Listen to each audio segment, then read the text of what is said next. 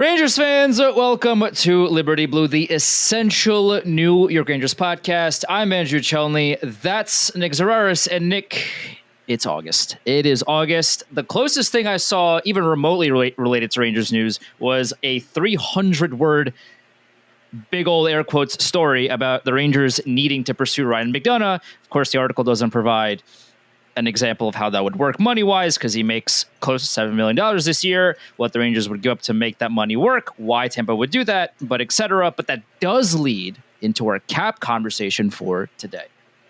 Yeah, there's not a lot going on, man. Just flat out, there is not a lot of news in the hockey world, especially now that basically everybody for the month of August is squeezing in their trips, they're traveling.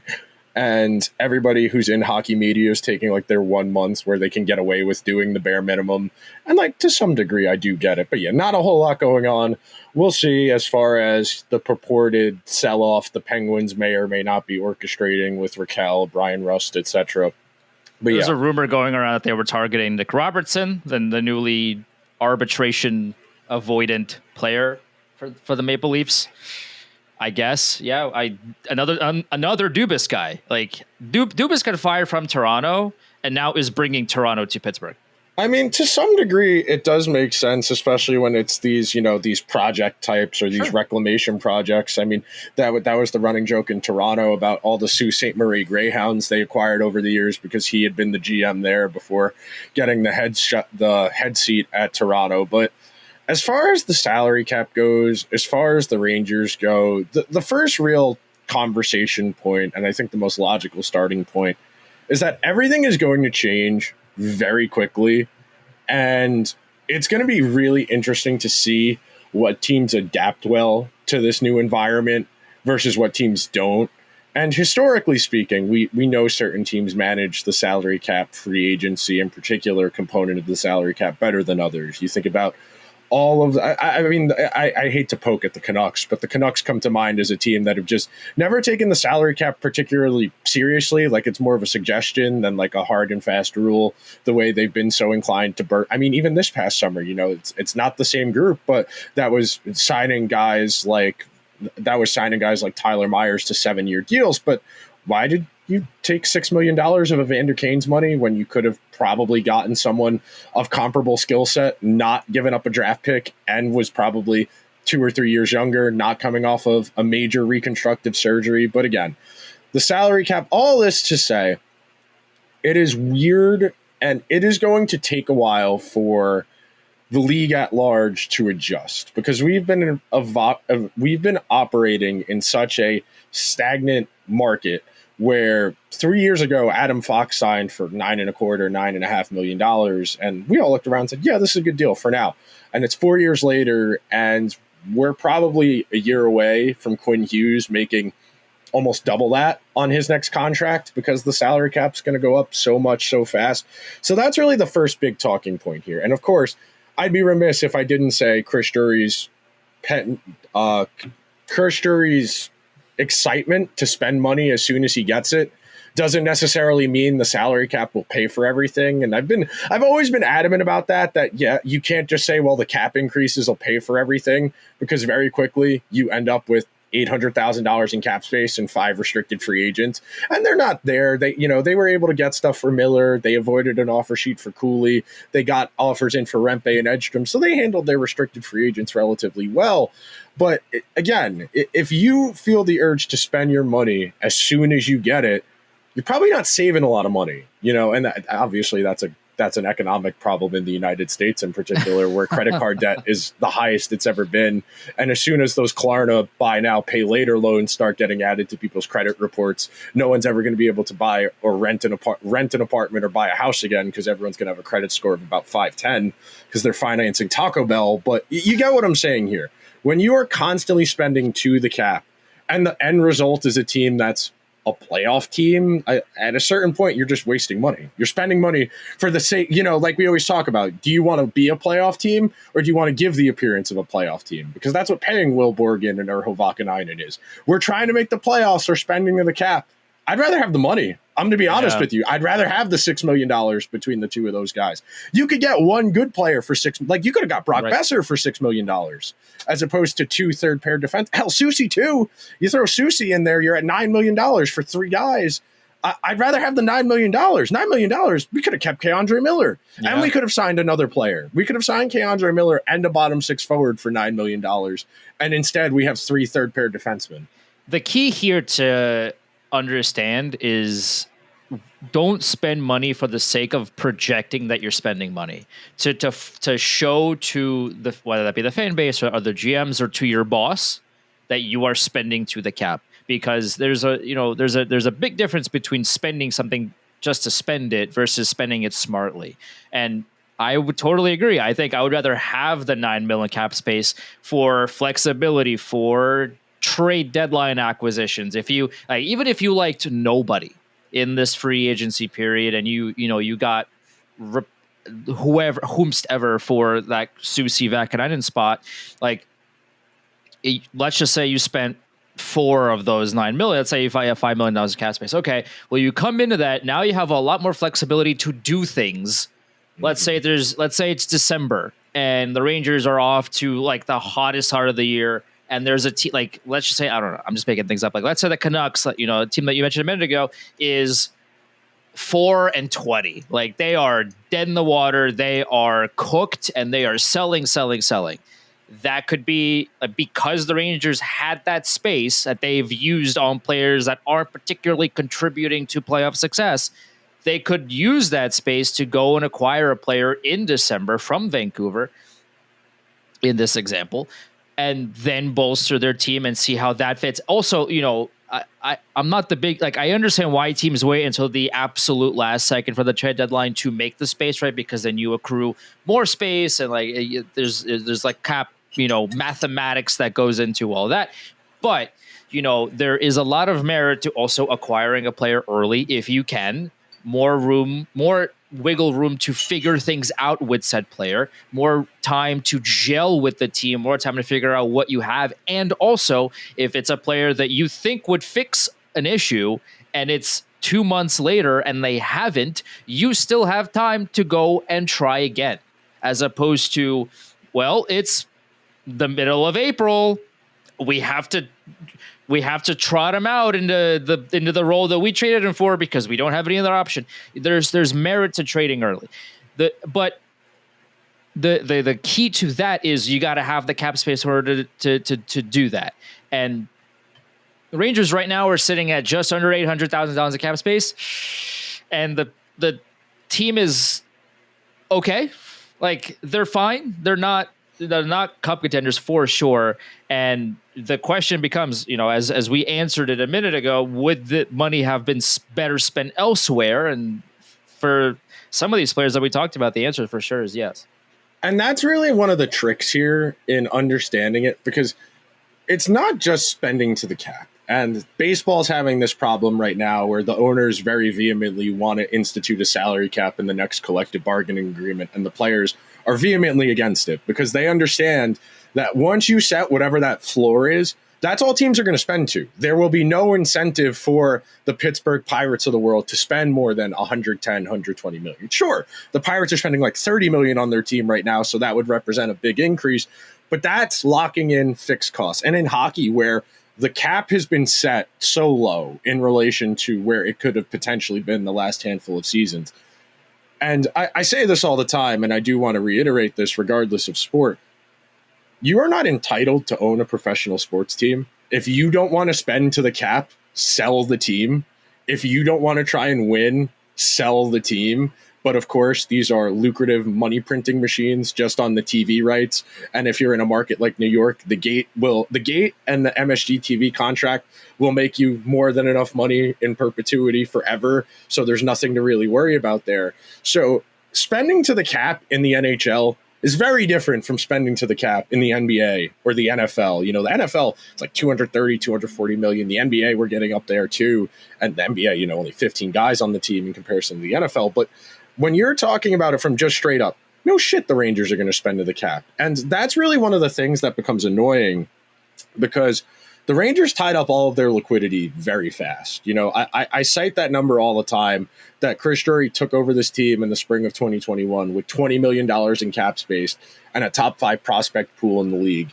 And by and large, the money has gone to guys who aren't enough alone to make up for the fact they don't have the flexibility anymore. And look, you signed really good players. You traded for JT Miller, who at his number, even though it's 5 more years, should be okay for probably. Yeah, JT Miller should be fine for 2 to 3 of the next 5 years. You live with that. The Zibanejad contract was a bad idea at the time. Everybody wanted to pretend it was a bad idea. Fox extension, Shesterkin extension, yeah, you got to take care of those. But the problem, of course, then becomes where we've been and what we've spent most of the summer talking about. What good is it to have the best or one of the best goalies in the world, one of the 5 best defensemen in the world, if you can't win? If the team can't win the Stanley Cup, what is the point? What is the point in being, the first bubble team? What's the point? And look, of course, that comes down to a question of, can it be a zero-sum game? Can you have a successful season even if you don't win the Cup? And I think that's a different conversation. But you look at where the Rangers are at right now. Why did you trade for JT Miller? Why did you tie up $9 million in a 32-year-old who's very good? Don't get me wrong. He was a point-per-game player on the Rangers last year. They didn't win. They didn't go over 500 with JT Miller on the team. If you're spending $9 million on him, $11 million on Shesterkin, $9 million on Fox, $8 on Zibanejad, if you're spending $7 now on Gavrikov, if you are spending big money on marquee players and your best outcome is a second-round exit, you are spending to the cap without a plan. You are spending, and like we've said, last week I asked you, what is Chris Drury's plan? What are the Rangers trying to be good at? They don't have one. They have acquired a bunch of good players. They're not particularly conscientious of how they fit with each other. And they're going to try and make the playoffs and hope they get a favorable matchup. And they'll go from there. And they'll say, well, last year we missed the playoffs. This year we're back in the playoffs. We made progress, and everybody will be another year older, and you will be 1 year closer to the precipitous fall off of all of these guys who are making good money for the NHL. Adam Fox is one of the highest paid defensemen. Shesterkin is the highest paid goalie. JT Miller's up there as far as cap hits. And your best case is maybe a second round exit. That feels like you're spending money just for the sake of spending money. For each team, the goal is different. For a team like Calgary or Buffalo, the goal is, can we make the playoffs? Well, especially for Buffalo, can we make the playoffs? Okay, that's a real leap forward comparatively to 1, the roster they have, 2, the roster they've been having, 3, where they've been the past few years. For those teams to just simply make the playoffs, it would be a big step forward, and that would be a sign of improvement. For the Rangers, making the playoffs is not the goal. You were 2 wins away from the Stanley Cup final. You ran the team back, and the team exploded.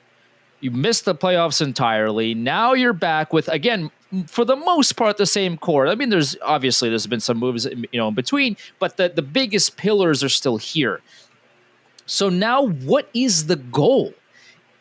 Playoffs for this particular organization should not be the goal right now, and that is how the team is built, which is very strange to me.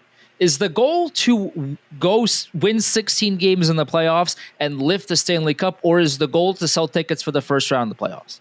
Like, that is a question that you genuinely have to ask. And I'm not saying this hopefully I'm not asking this in a condescending way, or like that's a genuine question that, whether that be Chris Drury or, every GM in the NHL has to think of every move they make in that mindset of, okay, the goal is this. Is this move that I'm thinking about making, is it going to increase the likelihood of us getting to that goal? For Buffalo, it's, if I sign this guy, can he finally get us into the playoffs? Forget the Stanley Cup. Like, for Buffalo, a team like that, it's like, can we please just make it?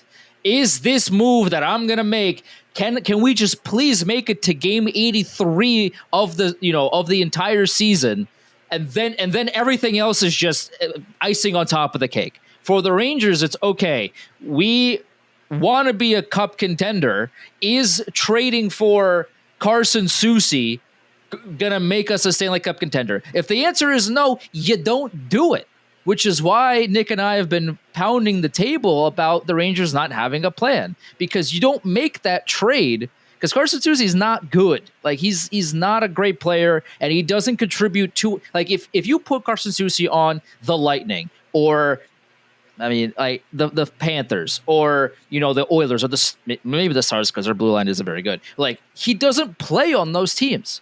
Those teams are cup contenders.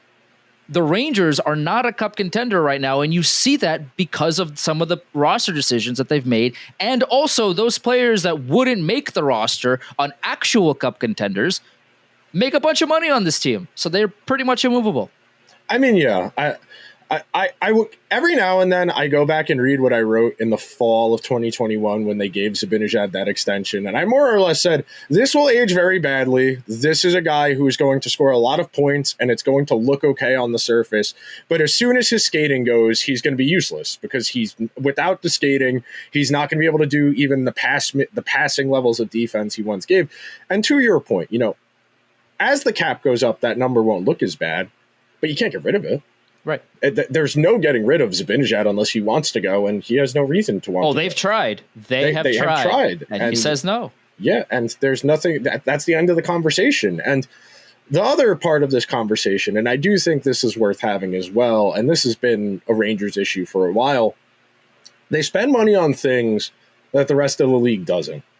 When you look around at what good teams do, who gets paid, and look, this is not me critiquing Shesterkin or Adam Fox or Henrik Lundqvist. Those guys are some of the best players at their positions. The best players make the most money. I hate to, people that are like, oh, well, you shouldn't have given that money to those guys. The best players get the most money, and it's up to the general manager to allocate the rest of the money to fill out the roster with good players, not dump $1 trillion into players that wouldn't be playing on actual cup contender teams. So the point I was trying to make, and I don't know if this even makes sense, but the way I think about it, we all kind of understand that the Rangers' shortcoming for pretty much the entire 21st century, sans that one Jágr season and 2 of the 5 Panarin seasons, is they don't have that elite number one forward. And the other problem, of course, being there hasn't been a center either. Like, even in the great Panarin seasons and the one great Jágr season, not the elite superstar center. And you go back and you look through recent NHL history, pretty much every single one of these teams has at least a fringe Hall of Famer as their best center on their team. You go through Florida, Barclay will end up there. Tampa Bay had 2 Point and Stamkos, even though Stamkos is more playing wing. McKinnon, of course, Eichel. Ryan O'Reilly is the one outlier. Backstrom will get in there eventually, I assume. Sid and Malkin, 2 future Hall of Famers as the 1-2s. Taves, your elite number one center. Kopitar, Bergeron the first time in Boston. You go on and on. Without that guy, it's almost impossible to win. And this really gets to the root of the Rangers' problem and what I was saying before about Fox and Shesterkin. It's not that those guys aren't good. Obviously, I think Fox is probably the second or third best defenseman in the world. I think Shesterkin is the best goalie in the world. But the impact those positions have will never be able to be equal to what the Nathan McKinnon, Connor McDavid, Austin Matthews tier of center can have. Because the best Igor can do, the best Adam Fox can do, is 0-0. And in a 0-0 game, all it takes is one goal and you lose. Now, I am not saying you can outscore all of your problems, but you have a better chance of outscoring your problems than needing to be perfect. Because if you need to be perfect, you have no margin for error. If you're in a 6-5, 7-6, bang, bang, a tire fire of a game, okay, you got chances. You're back and forth, and there's a lot of different variables. In a 1-0, 2-1 type of game, one mess up, you're screwed. And that's really the Rangers' problem here. And look, I get it. We talked about this the entirety of the fall last year leading up to the Shesterkin extension. If you traded him, even if you got a great return, and we know the goalie market, it's hard to get fair value for. You look what Markstrom got, who's a pretty good goalie, and the Flames got Kevin Ball, who sucks, actively is bad, and somehow got an extension for playing bad hockey in Calgary. it's hard to get fair value. And Shesterkin, I get it. The Rangers weren't in a position where they could have traded him, because if you trade him, well, what does that say to everyone else who's still here? We're trying to win. Well, no. If you're trying to win the Stanley Cup, you can't trade the team's best player, period. Right. You can't. So what we had said was, if you're going to trade him, you're starting over. You were admitting the core wasn't good enough, and we are entirely starting over. But instead, you extended him, and then you traded for JT Miller, and you tried to perform surgery on the roster throughout the course of the season in a futile effort to make the playoffs last year. Now you're a year later. Your two most expensive players are a goalie and a defenseman, and they're great, but their ability to win the games by themselves is limited. You go back, you look at the Shesterkin performances in these playoff series where they've lost. The Devils won, the Tampa Bay won, the Florida one. He has played extremely good hockey. No goalie since he started in the playoffs in 2022 has more goals saved above expected in the postseason than Igor Shesterkin. Shesterkin in 2023, when they lost last year. Shesterkin in 2023, the year they lost in the first round to the Devils, had more goals saved above expected in 7 games than Darcy Kemper did in the entirety of their run when they won the Stanley Cup, the Avalanche the year before. A great goalie can only do so much. And I get it. You can't let great players leave, even if, they don't play a premium position. At a certain point, you just need to keep good players to stay where you are. But with your money tied up in an elite defenseman and an elite goalie, your ceiling is a lot more limited. Sure, you have a higher floor. Shesterkin gives you a chance to win every single night. But if he has to be the deciding factor between winning and losing every night, your margin for error becomes a lot smaller. And you saw it last year. He faced the most shots on goal of anyone in the league. I want to say he was 9th or 10th in goals saved above expected, which is still pretty good in spite of the fact the team. If you look at, gestures wildly, everything that the Rangers were doing on the ice, the fact that Shesterkin was still in the top 10 of goals saved above expected the entire season is nothing short of a miracle. And I'm so tired of people, mostly non-Rangers fans, that look at the base, the base numbers and think, oh, Shesterkin wasn't as good this year. Oh, really? Have you watched the team play in front of him? Dominik Hasek would have the same numbers. Wall would have the same numbers. This is, numbers are great, but you have to use them in context. You can't argue that Shesterkin didn't have a great year when you haven't watched how the entire team just completely fell apart in front of him every single night. The fact that he was still as good as he was, despite his and again, I'm not saying he's a flawless player. He's given up some bad goals, whatever. That he's not a perfect player, but overall, if you take the 82 games season and what was it, the 55 games where he played, the 60 games, whatever he played, you take a look at each of those games and you go, okay, how many of those goals were his fault, and how many of those goals were, oh my God, where is anybody in a Rangers uniform anywhere remotely close to where the puck ended up going in? You reach, and that's where the value of the descriptive stats comes in. The idea of, it's not just enough to know the numbers, it's what the numbers mean. And goals against average and save percentage, they don't tell you the whole story. Because when you face the most shots on goal in the league on a team that's supposed to be decent, and that was always one of the funnier things, was in 2022, 3 and 4, where the Rangers, again, and we talk about this all the time with Lundqvist, having the perception of being a good defensive team because they have good goals against numbers, because they have a great goalie. Never felt great about the Rangers defense. I never felt even in 2022 and 2023, never felt like that group, the Fox, Lindgren, Trouba, Miller group was particularly confidence inspiring. I never felt that it was to the degree of quality that it needed to be if they were going to win, on defense and goaltending. And that's really the what it comes down to. It's probabilities and likelihood, because more often than not, the Rangers can get away with their nonsense, until it comes out to bite you, which is what happened last year. But for the most part, they have found ways to get away with it for having subpar defense, having subpar 5-on-5 play, by having a handful of really good players and elite special teams. As soon as those special teams receded, the cracks at 5-on-5 became too much for even someone as good as Shesterkin to overcome. And that's really what's the question here. Because, okay, on paper, you've made the defense probably better in having one really good pair in Gavrikov and Fox. And that's assuming everything takes well, there's no system or style issues. And okay, you have one good pair. Okay, what does the bottom six of this team look like? And what do the second two pairs look like? And look, I was watching a clip earlier, and Larry was saying he expects them to play Schneider on the left on the second pair with Will Borgen, to which I say, has he demonstrated he can play reasonably well on the right before we're increasing his workload?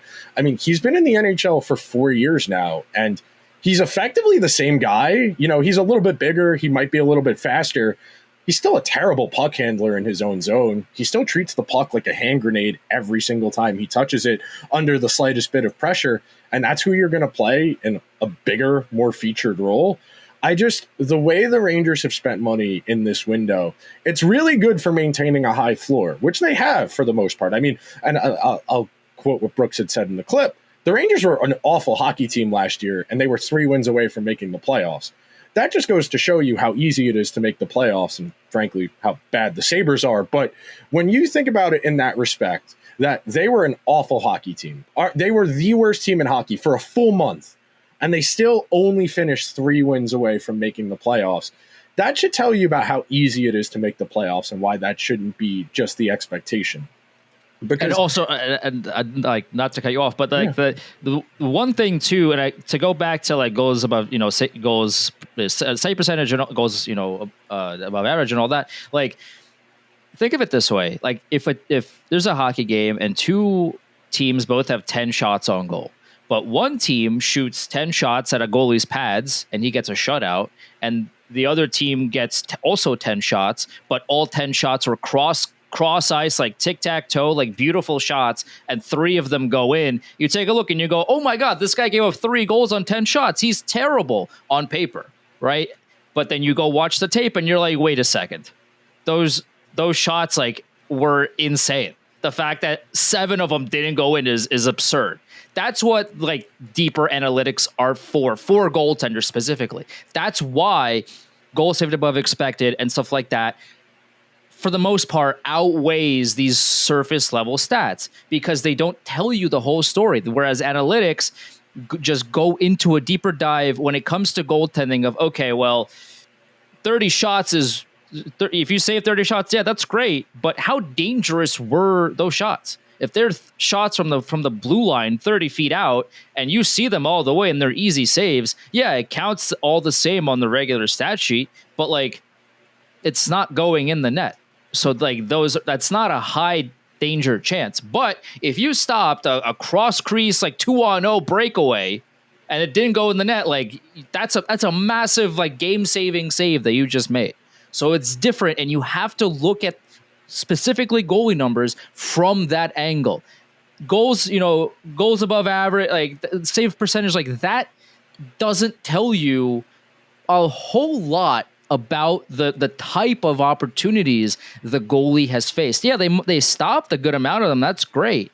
But it doesn't tell you anything about how well the team defended in front of him, what the chances were like that he had to stop, et cetera, et cetera. And you have to look at the full picture for goaltenders to really understand and appreciate how well or how not well they played throughout the year.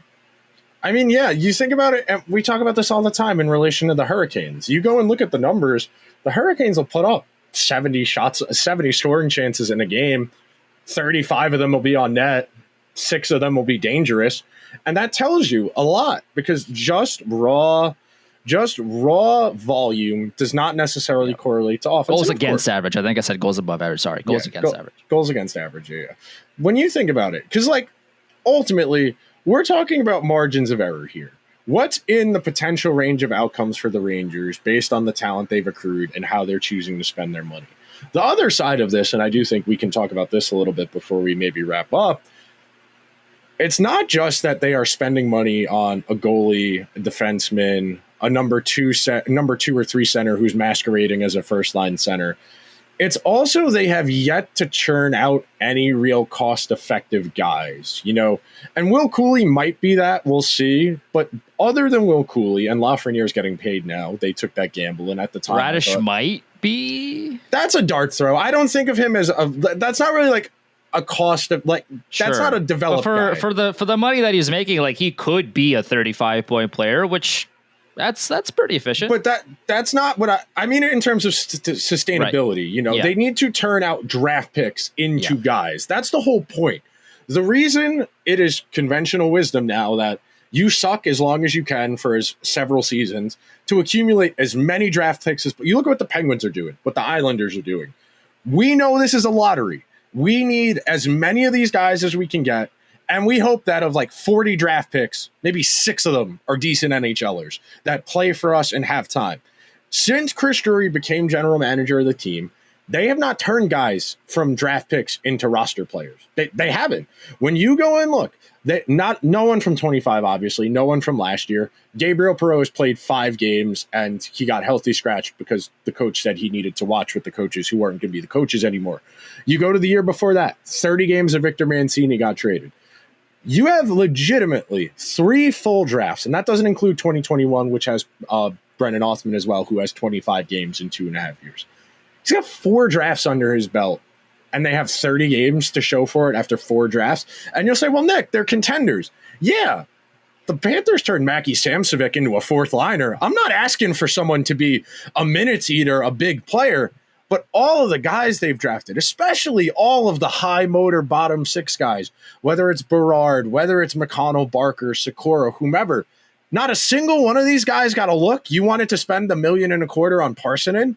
Why did we draft all of these guys if we're going to take away their opportunities? Same thing with Brodzinski. I think Brodzinski's fine as a 13th forward. I think he's an NHL caliber player. But why are you spending money on him when you have all of these prospects who need to play? I know everybody's kind of excited. Well, Berard got his shoulder taken care of. He played in the charity hockey game in Connecticut with all. Okay.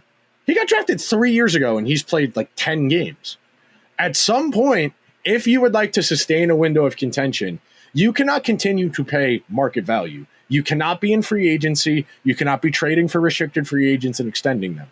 Until you start turning, and look, maybe we all feel a little better about Edstrom, Rempe, whatever in the bottom 6, and Berard and Parson. Maybe Othmann or Parsonen or Berard or one of those guys who's not Edstrom or Rempe, who frankly I just don't expect a whole lot from. Not even in a dismissive way, but none of those guys is a top 9 player. Edstrom or Rempe is not going to be on a 3rd line on a good team. If they're on the 4th line here, that's probably not great, but whatever. You suck it up. It's the 4th line. They don't play a lot, sure.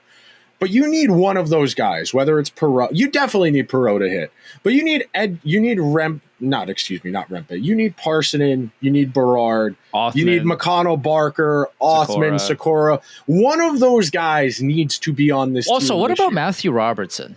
That's not happening. That's just not happening. Why is he here then? That's the ultimate question that also you have to ask if you're a part of the Rangers organization is okay, well, Matthew Robertson was a high pick and he's 24 now, if I'm not mistaken. And he hasn't ever gotten a look at the NHL level. He continues to play in the AHL, has never really been in the Vakanainen continues to play in front of him, Soucy, guys like that. Why is he here? What is the point of having him in the organization if the Rangers just never give him an opportunity? You drafted him. At this point, you know who he is.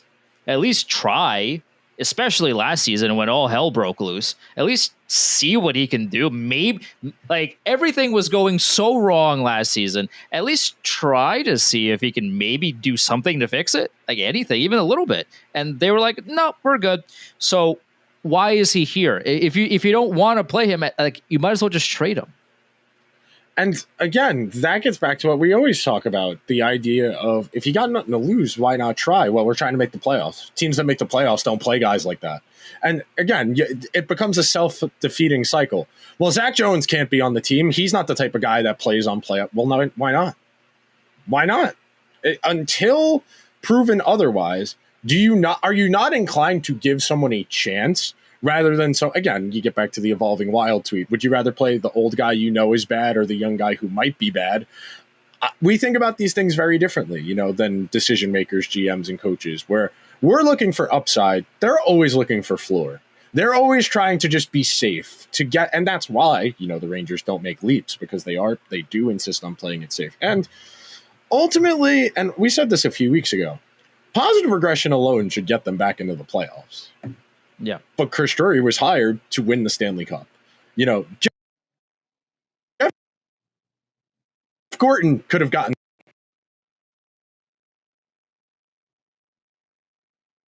a lot in the last 3 years. Up on chips in, they got a little ahead of schedule, and they believe their own hype. And here we are. They are fine. They're not bad. At least they shouldn't be bad, I should say. But they're not good. They're not better than Florida. They're not better than Carolina. They're not better than Tampa Bay. They're probably not better than the Leafs. They should be better than the Capitals, but I wouldn't be surprised if the Capitals were decent again. They're pretty middle of the pack in the East. The West, they would make the playoffs in the West. I don't even think that's really a hot take. Obviously, ifs, ands, or buts, whatever is not the most intellectual conversation, but you think about how bad the East is. And they couldn't even make the playoffs last year. And that's not accounting for ascending teams, like Montreal, who should be on the ascension, Ottawa, who should be on the ascension, maybe the Flyers. I know they still need a goalie. But when you just look at the state of everything, they feel very average. And that's a team that is paying a lot for marquee players. And we're saying average and high floor. Then what's the point? What's the point? That's the argument that Nick and I make pretty much every episode of the show. This is a team that is built, at least on paper, cap-wise, based on the personnel they're hiring, to win the Stanley Cup.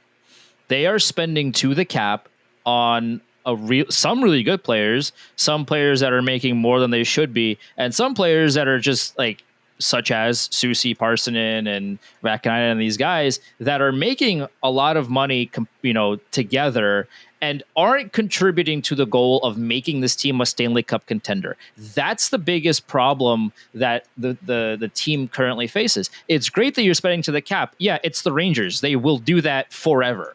They gave Bobby Holik the key to the city just to come here. They gave Wade Redden the key to the city just to come here, right? The Rangers are if there's any team that will spend to the cap no matter what, it's the Rangers. Someone had commented on a video a few weeks ago when we were talking about Gavrikov, and it was a really good point that I hadn't really thought of in the framing. Mm-hmm. People come to the Rangers to get paid. They don't come to the Rangers for the chance to win the Stanley Cup.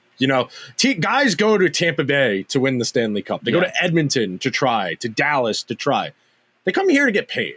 As good as Panarin's been, he was coming to a dog shit team that was picking second overall. He knew, hey, the team will get better, but I'm here to get paid. I'm the fifth highest paid player in the entire NHL on this team.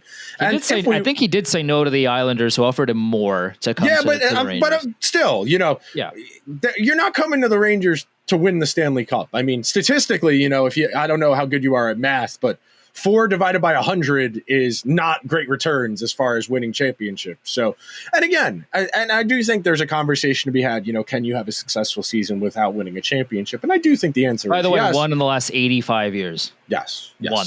Again, when you think about it in the grand scheme of things, the big picture, you kind of have to allow it to, you have to allow yourself room for times where you can't win the Stanley Cup, because otherwise everybody has a failing season.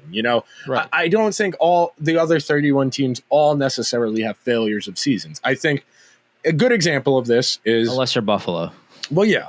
Well, no, Buffalo's goal is easy. Just make the playoffs. That's they've been failing at it the past 13 or 14 years. 14 years. Because good example. Last year for the Senators and the Canadiens to make the playoffs. Yeah. Ottawa played Toronto reasonably well. Montreal played Washington reasonably well.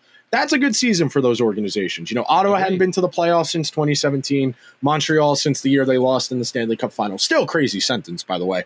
But when those happen, you feel like you're making progress. And in some ways, the Rangers did make progress because they finally got rid of some dead weight.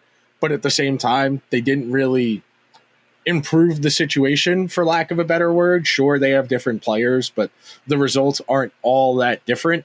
So there's a lot to unpack here, and they still have opportunities. And like, I think something that'll tell me a lot, and I know we're still, like a month away from training camp, but the way they approach the bottom six, I think will tell me a lot about what the expectations are.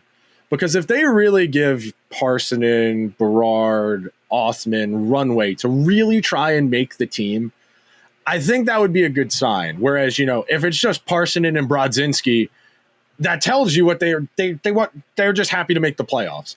Because until the Rangers start looking for upside, until they start trying to extract excess value from undervalued pieces, they're going to keep coming up short, because teams that play for stealing are the ones that win the whole thing. Teams that say, okay, he's done this, we think he can do this. Whereas the Rangers, he can do this. He did it once, he'll do it again. There's not a lot of accounting for variance in the way the Rangers make their decisions. And I think that tells me a lot about what their priorities are. And like we've said, if the goal is just to make the playoffs, okay, that's fine. You sell your 2 home games, maybe 3 or 4 if you have home ice, great and all. But at the same time, is everybody, and obviously, no one is going to give away their Rangers season tickets, even though they keep going up 10 to 20% every time they make the playoffs. That was really the murderous part of the 2010s was, it kept going up 10, 15% every year, and they made the playoffs for like 7 years in a row. And everybody was like, damn, it's $180 to see the Blue Jackets in January now. This is kind of bad. And that's the problem, man, because if they make the playoffs, sorry, it's in the clauses on your season tickets. If you don't make the playoffs, they freeze. They'll never go down, but they'll freeze for the year because we're so nice. We're such a good organization. We know the expectation is to make the playoffs. We didn't make the playoffs, so they're going to stay $180 a ticket as opposed to coming down. Again, prices can always go up, but they can never come down. That's the market that we're in. It's again, like I said, the key for each franchise is different. Every franchise has their own building blocks that they are building on. And like you said, Ottawa and Montreal taking the strides that they needed, and they made the playoffs. And they didn't go far, but it was learning experiences for guys like Tkachuk, for guys like Suzuki, right? To learn, okay, this is how the playoffs work. This is a totally different feel. Now they have a taste of it. And one of the comparisons I'll make is somebody like Luka Doncic, who just signed his extension with the Lakers, who was like, who made it to the finals with Dallas. And, he was very outspoken of, I know what it feels like to be there and to lose. And I want to get back there as soon as possible. That's the kind of building block that those types of teams now are building on. Okay, well, you got there, you got your top guys, that kind of feeling, and now you're hopefully for them going to improve off of that. For the Rangers, it's okay, well, you made the conference final, then you blew it, and now what? What? Like that's the end of that sentence is unknown to everybody that isn't Chris Drury, and it's the one question. Well, I have a lot of questions, but like that would be the biggest question that I would like to ask him is like, okay, well, you did all these moves. They moved the needle a little bit, but like ultimately, do you think this is a cup contending team? And if not, then what is the point? Like, again, for teams, like Anaheim just wants to make the playoffs. For the Rangers, it's the playoffs are not the goal. The first round is not the goal. The second round isn't the goal. Is this team good enough to get to the conference finals, the Stanley Cup, win the Stanley Cup? That is the goal for this organization. Right now, they spent to the cap, but the answer on paper, and we've seen it last year, the answer is a blanket no. Nope. And that's the thing, man. We're stuck. We're in a holding pattern. Sure, regression will solve some issues, but that's not the difference between a championship and not. I mean, you saw it. Last year, they came off a year where they won the President's Trophy and thought, okay, we're good. We'll be fine. And they ignored the problems. They didn't try and get better and said, No, what we were last year is what we are. And that doesn't account for variance. That doesn't account for the worst case scenario. And look, you can't put too much credence into the worst case scenario. We have to be aware of it. Yeah. You know, and again, maybe I'm a bit of a doomerish. That fuels the way I look at this to some degree. Well, and when it happens, you got to get players in here that will improve things. Yes. Like trading for Carson Soucy does not improve the blue line. I hate to be the bearer of bad news, unfortunately. And no disrespect to Carson Soucy. I'm sure he's a great guy, but strictly on ice, not moving the needle. No, not in the slightest bit. All right. The one last thing I wanted to say before we wrapped up and got out of here. The big idea there and the main question I have coming off, and it's very similar to what you just said, but more likely than not, we're going to be sitting here at the same point of next August, and the Rangers will not have won a Stanley Cup again, and everyone will be another year older. And if they made the playoffs, is anyone going to be particularly satisfied with a second-round exit to Tampa Bay, the Devils, the Lightning? Yeah, I said the Lightning twice. The Panthers, excuse me. Are you going to feel good about that? Because, again, they don't need to win the Stanley Cup for the season to not be a failure. But what would you consider progress? What would you consider a step in the right direction? Is that, Lafreniere being a 70, 80 point forward and saying, okay, he looks like a guy now? Is it Scott Morrow making a big leap and jumping into the top four? Is Shesterkin winning another Vezina? What would progress look like if it's not winning the Stanley Cup? Because more likely than not, they're not going to win the championship next year. But what would a good season be if they can't? That's the big question I have, because just based on how we're talking about this, we already kind of seem resolved to that next season's going to end disappointing anyway. I mean, for them, okay, well, if you're not going to win the cup, it's, Lafreniere, like you said, Lafreniere's got to look like a bona fide top six player. Morrow's got to solidify himself at least in the bottom six and get Vaakanainen or Soucy or one of those guys out of here. Like, Othmann has got to take another step and solidify maybe his role. Perreault's got to look a lot better. He's got to not be healthy scratch for reasons unbeknownst to mankind. Like, he's got to solidify his role and pretty much play so well that the team can't healthy scratch him for reasons. Like, there's a lot of this falls on the young guys because, again, all of these older players, like, we know what they are. We've talked about Zibanejad very familiar with your game. You can't trick me. Yeah, we've talked about Trocheck 1,000 times. We've talked about these guys already. Like, for the Rangers, the real true X factors lie in the unknown young guys that are these kind of in between. Like, oh, are they going to make the team? Well, if they do make the team, then how good are they going to be? / guys such as Lafreniere that took a step back last season, and if they don't take this a couple of steps over this year, is going to be a problem. There's a lot of unknowns here in guys that are 26 and younger, and it's up to ultimately them to get the Rangers closer to their goal by showing up in a big way. That's the thing, because nothing else is going to change. That's the caveat. Like, if they don't show up, like, that's it. Like, there's not a whole lot of roster maneuverability that this team has to fix problems. There isn't. The expense of the cap, like, you gotta send money out to get money in. And if you want to make the playoffs here and the Rangers come out flat or whatever, and all of a sudden there's another red alert, what are you gonna do? You don't have the money. You don't have the space. Nope.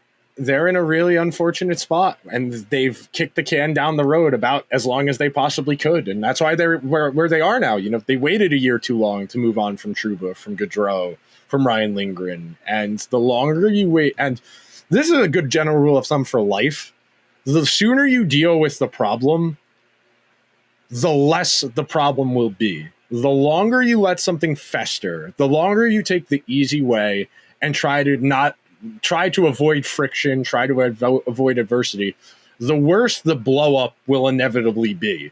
And that's really kind of been, I don't want to say Drury's MO, but to some degree, yeah, he hasn't really, up until this past year, really tried to change things, to rock the boat. And because he waited so long, the required action was probably more than you could do in a single season. And look, we've been very clear. Gavrikov is a good hockey player. JT Miller, very good hockey player. But if they are not enough to mitigate the other problems, what does it matter? You know, you this isn't horseshoes. You don't get credit for almost. Close doesn't really count here. When you entered the season, they had the 4th best odds to win the Stanley Cup last year, and they outright missed the playoffs. That level of failure to lop off a couple pieces, just really frustrating. And again, like you just said, the star players, Sans, Shesterkin, and Fox, I don't expect a whole lot from Zibanejad, from Trocheck, from Lafreniere. Panarin, to some degree, I do, but at the same time, I'm also aware he's 34 years old and in a walk year where very well could be on the beginning of a decline. So, like, they have so many unknowns. And so much of this is just going to come down to whether or not the vibes are good, that it's so hard to really authoritatively talk about any of this beyond the fact that there's so much uncertainty. Unironically, when Barclay Goodrow retires, just make him an assistant coach. Just make him like director of player development. Just do something. Like, if the players do all of that just for Barclay Goodrow, who was effectively genuinely the worst player in the NHL last season, just have him be around just have him be there. Just have him travel with the team. Have him play cards with the rookies. Like, I don't know. Like, if he's that important, that's like, I'm not opposed to Barclay Goodrow being a Ranger in the grand scheme of, okay, well, he can be director of vibes. Sure. Have him, like, same thing, we talked about with Ryan Reeves when he was here. It's like, if players love him so much, even like, but he cannot play the sport right now at the, in this era, then just have him hang around the team. Just have him, like, he's the funny guy. Like, he's the guy that has the aux cord in the locker room, or like, just pay him for that. If the guys love him so much, like, that's fine. We can compromise there. But, at a certain point, like, if you're not gonna be a cup team with the goal in mind of you being a cup team with the roster changes that you've made, what is this all for? I think we've successfully put that narrative to bed to some degree, because, like, everybody loves Matt Rempe on the team, but they still sucked ass from November through January. Like, it's great. You like having guys around, it gets back to that question. Well, what happened to DeAndre Jordan in the month he was a Knicks that he told Kevin Durant and Kyrie Irving, hey guys, don't come here? Like, what could have possibly happened in that month other than just like, hey, this team's not very good. You're going to have to do all the work. Again, there's simultaneously so much to talk about, but nothing at all. Because, like, we can do this open-ended conjecture literally indefinitely until the sun burns out. But until there's actual stuff to talk about, unfortunately, it's all we got. But that will do it for this week's edition of Liberty Blue. If you could be so kind, please subscribe to the show wherever you get your podcasts. If you happen to be listening on Apple or Spotify, throw the show a 5-star review. If you're watching over on YouTube, subscribe to the channel and let us know, what would a successful season be for you in your mind if they don't win the Stanley Cup next year? Or would not winning the Stanley Cup automatically make the season a failure? We'll talk to you guys real soon. Later.